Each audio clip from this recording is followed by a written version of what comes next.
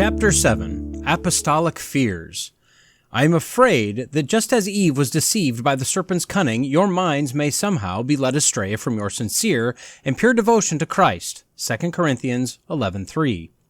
The text which heads this page contains one part of the experience of a very famous Christian. No servant of Christ perhaps has left such a mark for good on the world as the Apostle Paul. When he was born, the whole Roman Empire, excepting one little corner, was sunk in the darkest heathenism.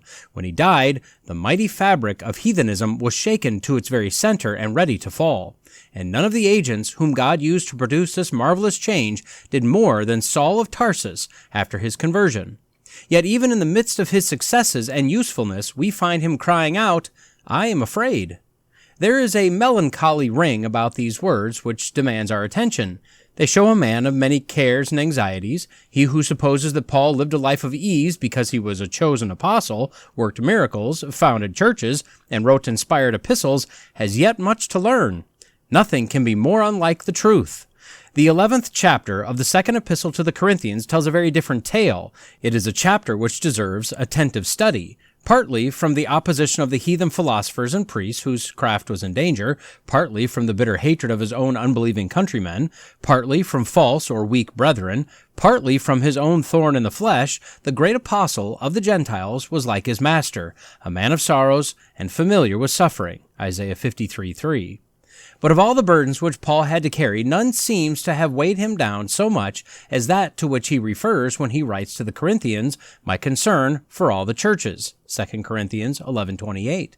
The scanty knowledge of many early Christians, their weak faith, their shallow experience, their dim hope, their low standard of holiness, all these things made them peculiarly liable to be led astray by false teachers and to depart from the faith.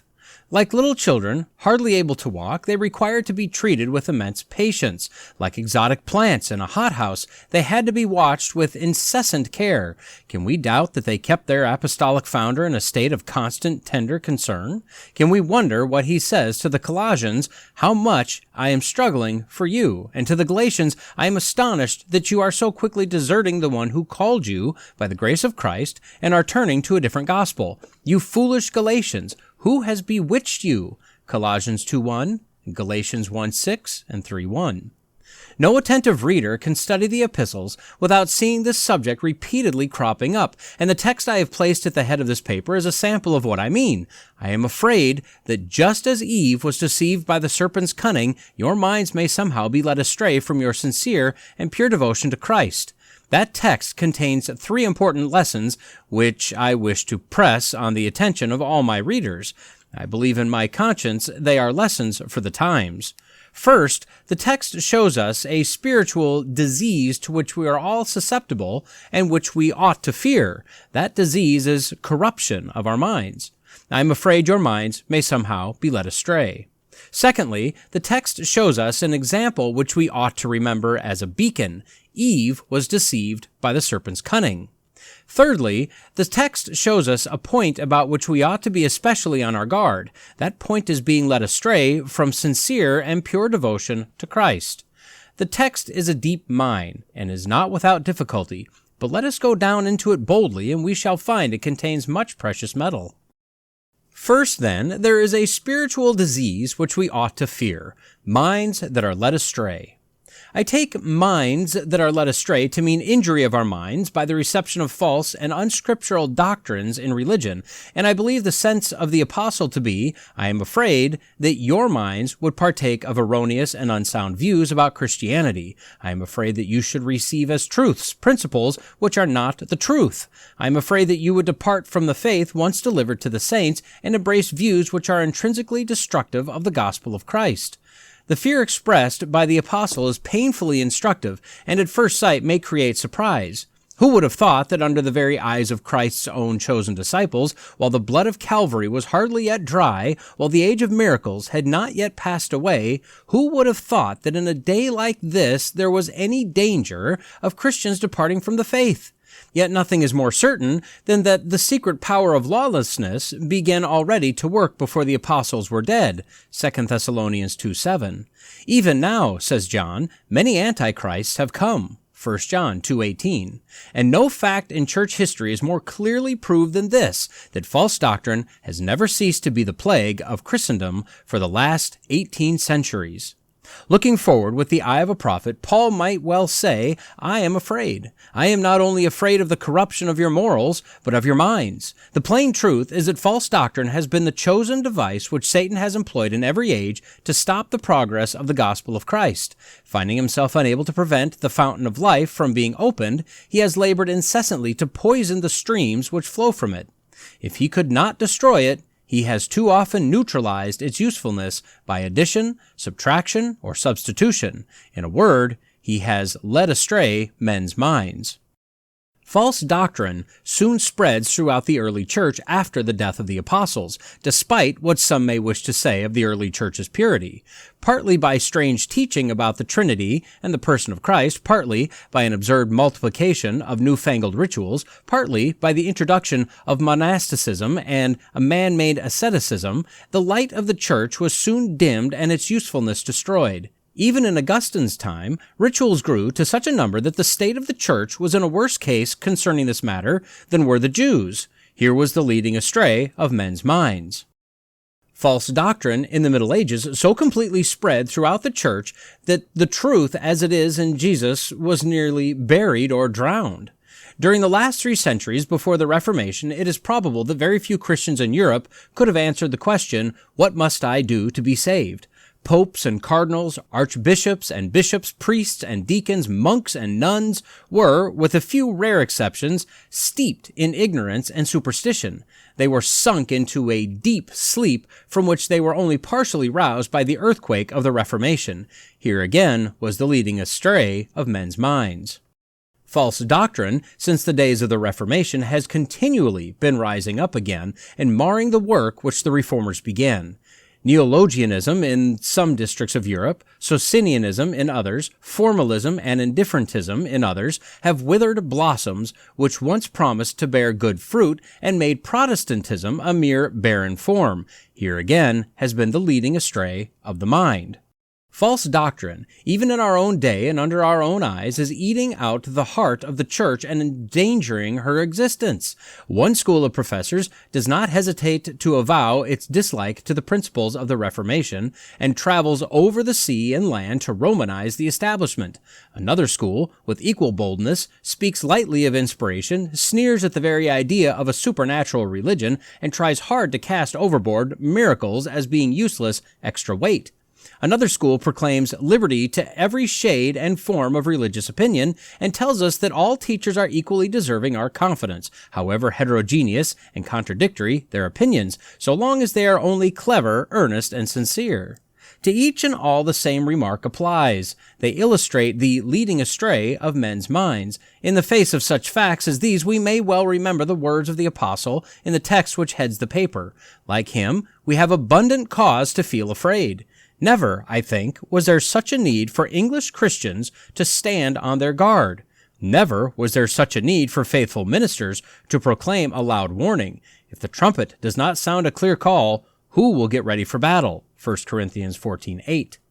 I charge every loyal member of the church to open his eyes to the peril in which his own church stands, and to beware lest it is damaged through apathy and a morbid love of peace. Controversy is an odious thing, but there are days when it is a positive element. Peace is an excellent thing, but, like gold, it may be gotten too dear. Unity is a mighty blessing, but it is worthless if it is purchased at the cost of truth. Once more I say, open your eyes and be on your guard. The nation that rests satisfied with its commercial prosperity and neglects its national defenses because they are troublesome or expensive is likely to become a prey to the first Napoleon who chooses to attack it. The church, which is rich and has acquired wealth, may think it does not need a thing because of its antiquity, traditions, and endowments. It may cry, peace, peace, and flatter itself that it sees no evil, but if it is not careful about the maintenance of sound doctrine among its ministers and members, it may be surprised someday when its light is taken away. I denounce from the bottom of my heart despondency or cowardice at this crisis. All I say is, let us exercise a godly fear. I do not see the slightest necessity for forsaking the old ship and giving it up for lost. Bad as things look inside our ark, they are not one bit better outside. But I do protest against that careless spirit of slumber which seems to seal the eyes of many Christians and to blind them to the enormous peril in which we are placed by the rise and progress of false doctrine in these days. I protest against the common notion so often proclaimed by men in high places that unity is of more importance than sound doctrine, and peace more valuable than truth. I call on every reader who really loves the church to recognize the dangers of the times and to do his duty courageously and energetically in resisting them by united action and by prayer. Let us not forget Paul's words, "Be on your guard, stand firm in the faith, be men of courage, be strong." 1 Corinthians 16:13. Our noble reformers bought the truth at the price of their own blood and handed it down to us. Let us be careful that we do not cheaply sell it for some bread and stew under the seeming names of unity and peace. Secondly, the text shows us an example we ought to remember as a beacon. Eve was deceived by the serpent's cunning. I need hardly remind my readers that Paul in this place refers to the story of the fall in the 3rd chapter of Genesis as a simple historical fact. He does not afford the least appearance to the modern notion that the book of Genesis is nothing more than a pleasing collection of myths and fables. He does not hint that there is no such being as the devil, and that there was not any literal eating of the forbidden fruit, and that it was not really in any way that sin entered into the world. On the contrary, he narrates the story of the 3rd chapter of Genesis as a truthful history of a thing that really took place. You should remember also that this reference does not stand alone. It is a noteworthy fact that several of the most remarkable histories and miracles of the Pentateuch are expressly mentioned in the New Testament, and always as historical facts. Cain and Abel, Noah's Ark, the destruction of Sodom, Esau's selling his birthright, the destruction of the firstborn in Egypt, the passage of the Red Sea, the brazen serpent, the manna, the water flowing from the rock, Balaam's donkey speaking. All these things are named by the writers of the New Testament and named as matters of fact and not as fables. Let that never be forgotten. Those who are fond of pouring contempt on Old Testament miracles and making light of the authority of the Pentateuch would do well to consider whether they know better than our Lord Jesus Christ and the apostles. To my mind, to talk of Genesis as a collection of myths and fables in the face of such a text of Scripture as we have before us in this paper is unreasonable and profane. Was Paul mistaken or not when he narrated the story of the temptation and the fall? If he was a weak-minded, naive person and may have been mistaken on 50 other subjects. At this rate, that would be the end of all his authority as a writer. From such a monstrous conclusion, we may well turn away with scorn. But it is well to remember that much infidelity begins with irreverent contempt of the Old Testament. The point, after all, which the apostle would have us mark in the history of Eve's fall, is the cunning with which the devil led her into sin. He did not tell her flatly that he wished to deceive her and do her harm. On the contrary, he told her that the thing forbidden was a thing that was good for food and pleasing to the eye, and also desirable for gaining wisdom. Genesis 3:6. He did not hesitate to assert that she could eat the forbidden fruit and yet not die. He blinded her eyes to the sinfulness and danger of sin. He persuaded her to believe that to depart from God's plain command was for her benefit and not for her ruin. In short, he deceived her by his cunningness. Now, this cunningness, Paul tells us, is precisely what we have to fear in false doctrine. We are not to expect it to approach our minds in the garment of error, but in the form of truth.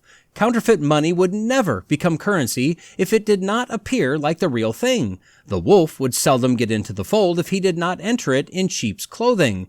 Catholicism and liberalism would do little harm if they went about the world under their true names. Satan is far too wise a general to manage a campaign in such a fashion as this.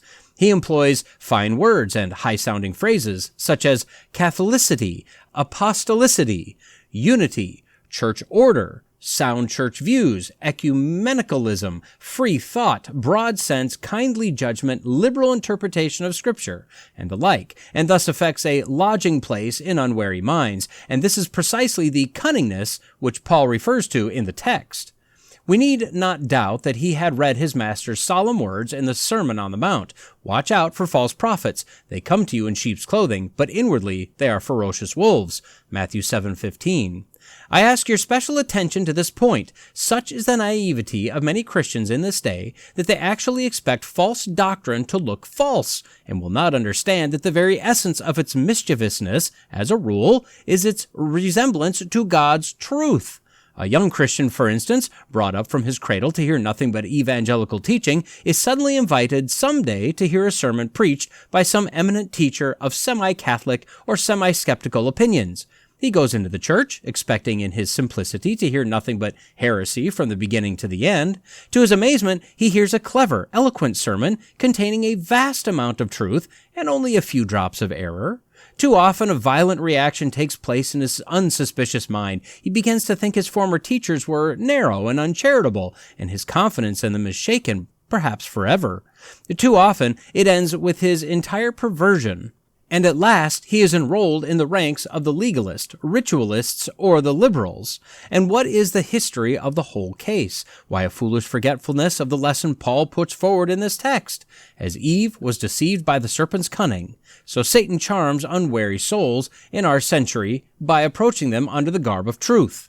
I beg every reader of this paper to remember this part of my subject and to stand on his guard. What is more common than to hear it said of some false teacher in this day, he is so good, so devoted, so kind, so zealous, so laborious, so humble, so self-denying, so charitable, so earnest, so fervent, so clever, so evidently sincere. There can be no danger, no harm in hearing him. Besides, he preaches such a real gospel. No one can preach a better sermon than he does sometimes. I never can and never will believe he is unsound. Who does not hear continually such talk as this?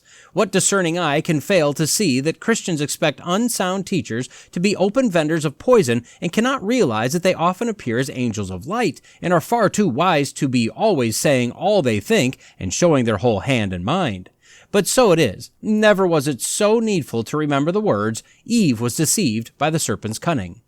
I leave this part of my subject with the sorrowful remark that we have fallen upon times when suspicion on the subject of sound doctrine is not only a duty, but a virtue. It is not the avowed Pharisee and Sadducee that we have to fear, but the leaven of the Pharisees and Sadducees. It is the show of wisdom with which ritualism is invested that makes it so dangerous to many minds. Colossians 2:23.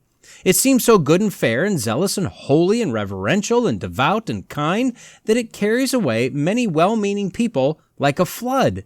He who would be safe must cultivate the spirit of a sentinel at a critical post. He must not mind being laughed at and ridiculed as one who has a keen nose for heresy. In days like these, he must not be ashamed to suspect danger. And if anyone scoffs at him for doing so, he may well be content to reply, Eve was deceived by the serpent's cunning.